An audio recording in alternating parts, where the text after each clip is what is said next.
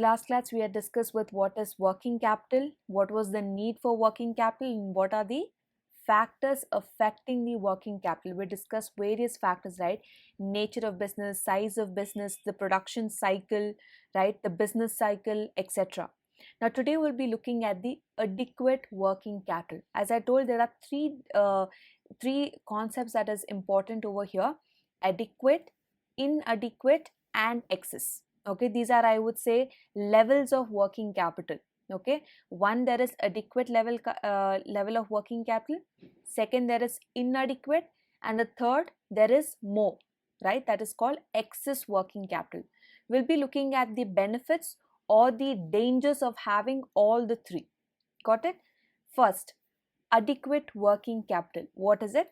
It means an amount of working capital that is sufficient enough to meet day-to-day operation activities of business concern under normal situations. That means in order to run your day-to-day business on a normal course, the amount of money that you require or the amount of capital, working capital that you require is called as adequate. The very word adequate means what? Sufficient. How much is necessary, correct? So how much amount of money do you require for your business? Again, every business adequate working capital will be different. For a manufacturing, it will be different. For a trading, retailer, service industry, every business it will be different. So that is why here we are not specifying, manufacturing concern, trading concern, or an MNC or a small scale industry. We are not mentioning any business here, but we are mentioning of the business concern under normal situation. So any business for that matter, if you want to run your business smoothly without your production getting affected, without your payments getting overdue, okay, that means overdue means you are not paid it. It's due but you have not paid it, that becomes overdue. So in such circumstances, what is the amount of capital that you require to run the business smoothly is called as adequate or sufficient working capital. Let's look at the need or the benefits. Question can ask you anything. What are the benefits of having adequate working capital, or what are the advantages of having adequate working capital, etc. Okay, let's look at it. Number one, solvency of business. Adequate working capital ensures uninterrupted flow of production, right? Now, when you have enough money to procure your raw materials, then will your production get affected? Definitely not, because when the raw materials are reaching your factory on time, your production will move on smoothly. In case you do not have enough capital or working capital to pay your raw material dealer, right, from where you purchase your raw material, then automatically there'll be scarcity of raw material, your production will be halted, right, and your sales also will be halted. Everything will get affected. So here when I'm talking about solvency, that means it has uninterrupted flow of production. The finished goods can be sold, thereby increase the sales turnover and result in sufficient cash in hand. So when your production is not affected, that means it is running smoothly, then your goods from raw materials are transferred to finished goods. Now finished goods are shipped to the market and sold, and from sales what do you get? Income, right? Sales turnover is how much you have sold and the amount of revenue you have earned. So what do? From the revenue, you deduct the cost you have invested and you get your income or profit. That enables, or that situation is called as solvency of business. Your second need or benefit is cash discount. Now remember that two types of discount, guys: trade discount and cash discount. For an example, now that we have all our sales around year-end sales or Republic Day sales, etc., you have lot of offers given by various companies, right? It can be kitchen items or electronic goods or anything for that matter, any types of goods and services. Even Urban Clap service, they also have offers, correct? So now when the company itself gives 10% off up to 30% off, those discounts are called as what? Trade discount. Understand? The price of a commodity is 1000 rupees and they're offering you 30% discount, and you're going to buy that product for how much rupees? 700 rupees. Now, ma'am, what is cash discount? Now, cash discount is, let's say that 700 rupees you have taken on credit. Okay, you're not paying it on time, but you're telling, give me a week's time to pay it back. So then within that week, if you're prompt enough, the time taken, you are paying it back 700. Maybe the trader is happy that you're paying it on time. He might give you extra discount. He might only take 650 rupees and give you 50 rupees discount. Got it? Now, when there is cash payment and the trader gives you an additional discount there while payment of cash, that situation is called as what? Cash discount. So, if a proper cash balance is maintained, the business can avail the cash discount facilities offered to it by the suppliers. So, likewise, if a business has to pay its suppliers from where it is procuring raw material, or let's say taking on lease or rent the premises, etc., if you're paying promptly to those people, when can you pay promptly? That means within the money is due. If it is due every 10th of every month, if you're promptly paying by 8th or 9th, etc., within 10th, that means the suppliers are happy that you are promptly paying, and they give you an additional discount when you're paying. So that happens when you have what? Adequate working capital. Number 3, goodwill. Now, goodwill in common sense is called what? Reputation, right? Or a trust. Whenever the solvency of business is maintained, the business concerned can make the payments within the stipulated time very easily. If so, the goodwill of the business concern is created and maintained in the days to come. As I told, if I'm promptly paying to my supplier or to my landlord the rent, or to my short-term obligations, the bills payment, electricity bill, or whatever that is, if everything I'm paying promptly, wouldn't the people who are receiving that payment be happy about it? Yes or no?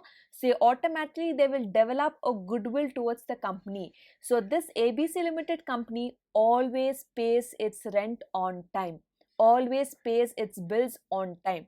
So automatically your business relationships will start growing. Why? Because they have a trust upon the company, they have a reputation upon the company. Number 4, liquidity. An able businessman can determine the extent of working capital requirements that is adequate. In this context, the liquidity of a business concern is maintained with the help of adequate working capital. As I told, every business has different level of working capital requirement. Okay, only the right businessman can calculate what is the amount of liquidity the company has to maintain. So working capital formula is what? Current assets minus your current liability. See, the total amount of liquid money the company requires to meet its short-term obligations is decided, or is the decision making is made by the owner of the company, or let's say the accounts department, the person who is heading the or managing the money. So they exactly know how much liquidity is supposed to be maintained. It is not only for the purpose of paying the bills. What in case there's an extra emergency, there's a repair coming up for the machine, suddenly there's a machine breakdown, so you need to pre-think about it or pre-plan it. Okay, what if there's an emergency? So you also keep an extra money for the purpose of meeting such emergencies. Number 5, easy loan. If a business concern maintains high solvency of business and goodwill, banks and financial institutions are ready to extend credit facilities. Read that word, are ready to extend credit facility, that is loan on favorable terms. In this way, the business concern gets the loan very easily. Now, in case you have taken a loan from SBI Bank, ABC Company Limited has taken a loan from SBI Bank.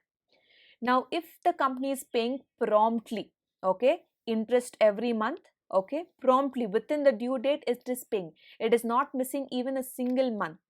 every month if it's paying promptly, and then the company uh, in the later point of time wants overdraft facility or wants another loan, don't you think the bank will offer them?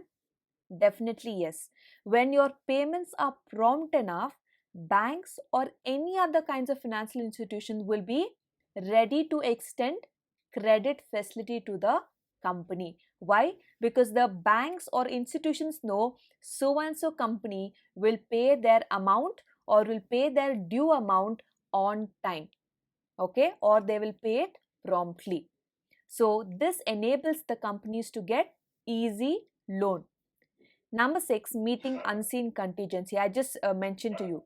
It provides funds for unseen emergencies so that the business can successfully meet the contingencies.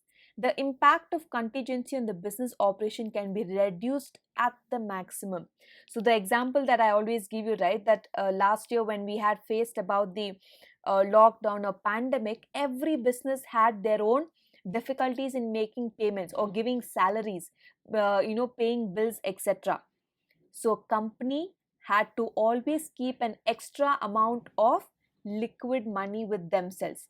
Now all of you have heard about reserves, yes or no? General reserve, transfer to general reserve. Have you written all these statements in your accounts, yes or no? Now what is this? This reserves what you're transferring from your profit.